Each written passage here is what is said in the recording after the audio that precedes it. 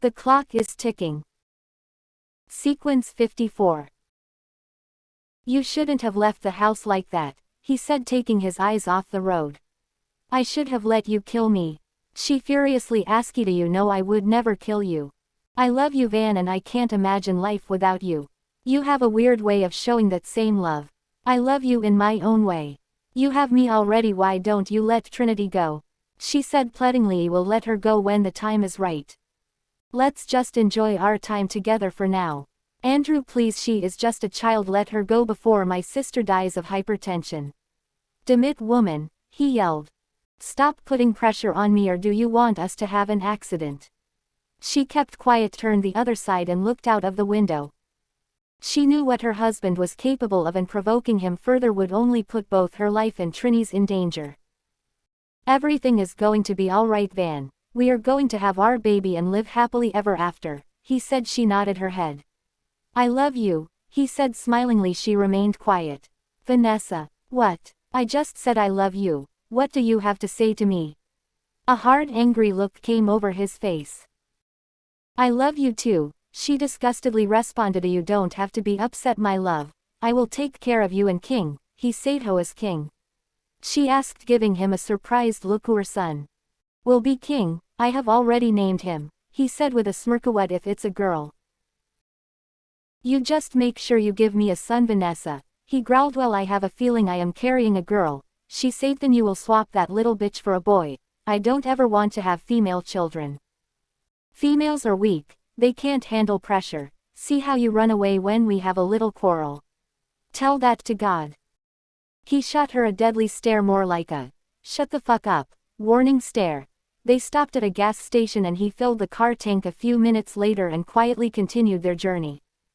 Shortly after they left the gas station, Andrew observed that they were being tailed by another car. Shit, he cursed. Fut. We are being pursed, he informed her. Did you by any chance get the police involved? No, she shook her head. I didn't. I swear if you did, this will be the end of that little girl. Andrew, I didn't call the police, she said. Maybe I am just being paranoid. Maybe they aren't even following us.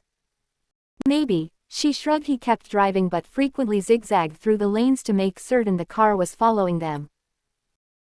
The car following them was relentless. He knew he had to make a plan soon. He suddenly drove at high speed as he swerved through the lanes trying to get ahead.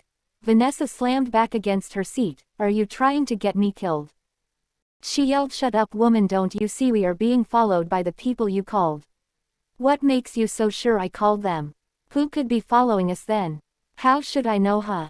How should I know? You wanna play a smart with me, right? Fine, play smart, but just know if I go down, we go down together and you will never see that brat again.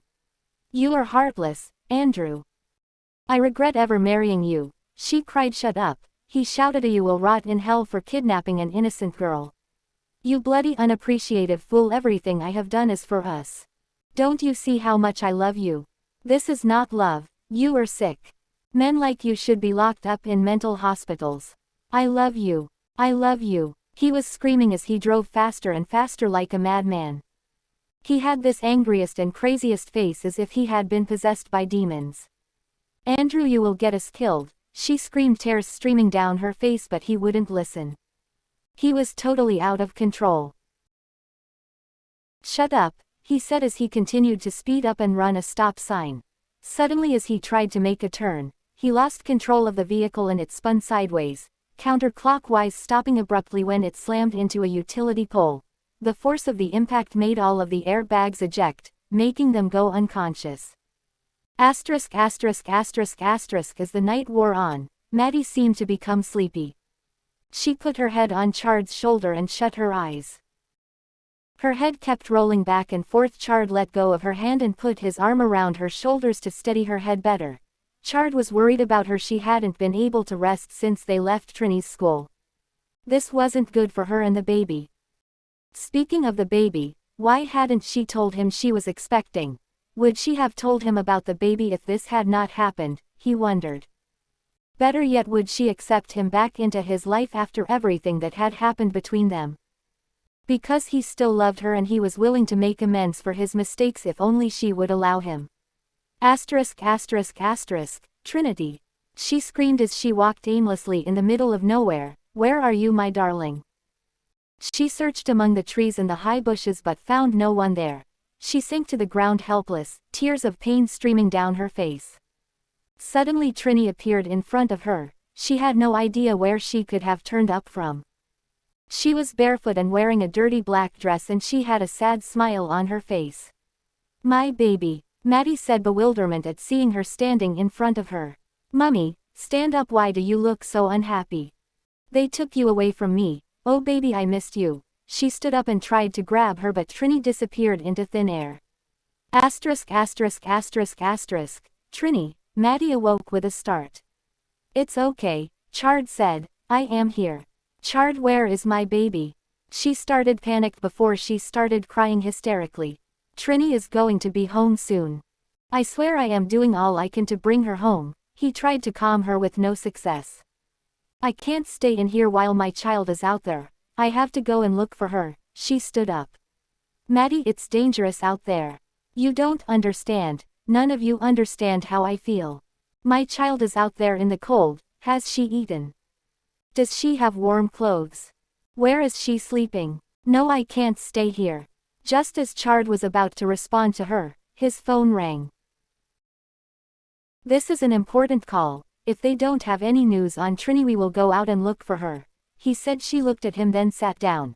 He put the phone to his ear and answered. Bosses, the person on the other line responded. Ofar.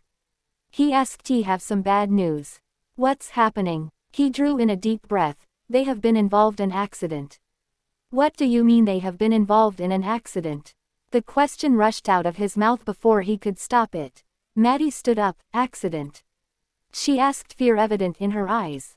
All eyes were now on Chard. Aside from our man, another car was pursuing them. He lost control and hit into a pole. And the little girl, she wasn't with them in that car. Where are they now? An ambulance has just arrived on the scene. Tell Moses to follow the ambulance to the hospital. He should tell me which hospital they are heading and I will meet him there.